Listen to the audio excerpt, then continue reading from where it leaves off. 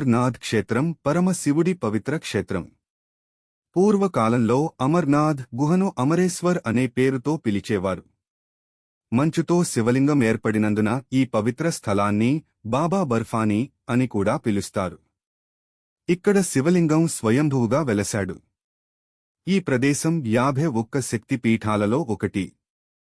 అమర్నాథ్ గుహలో శివలింగాన్ని దర్శించుకున్న వ్యక్తి మరణానంతరం మోక్షాన్ని పొందుతాడని నమ్మకం. అమర్నాథ్ గుహలో శివుడు పార్వతీ తల్లికి అమరత్వం పొందిన కథను వివరించాడు. ఒక జత పావురాలు, అమర్నాథ్ పావురాలు కూడా ఉన్నాయి. ఈ గుహలో ఉంటాయి. చాలా అదృష్టం చేసుకున్న పుణ్యం చేసుకున్న వారికి మాత్రమే ఈ పావురాలు కనిపించేవట. భక్తులు వాటిని చూసిన తర్వాత తమను అదృష్టవంతులుగా భావిస్తారు.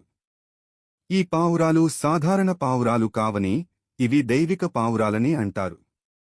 ఈ పావురాల జత రహస్యం గురించి చాలా మందికి చాలా విషయాలు తెలియవు.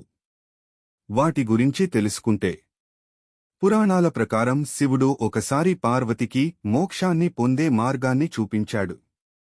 మోక్షానికి మార్గం తెలుసుకోవాలనే తన ఉత్సుకతను పార్వతీ దేవి పరమేశ్వరుడి ముందు వ్యక్తం చేసింది.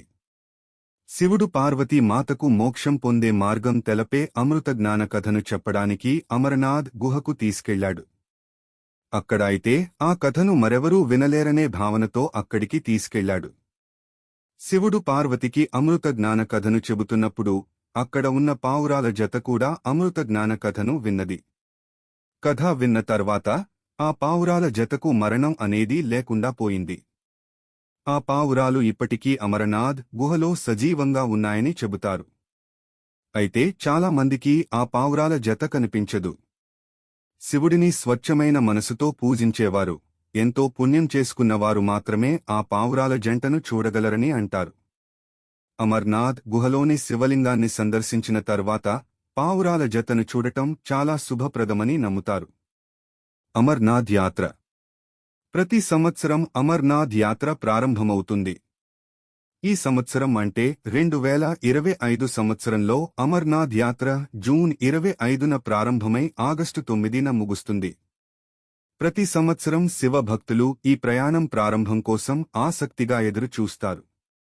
ప్రయాణంలో చూడటానికి చాలా అద్భుతమైన దృశ్యాలు ఉంటాయి. ఎన్నో శైవ క్షేత్రాలను దర్శించుకుంటూ అమర్నాథ్ చేరుకుని దర్శనం చేసుకుంటారు.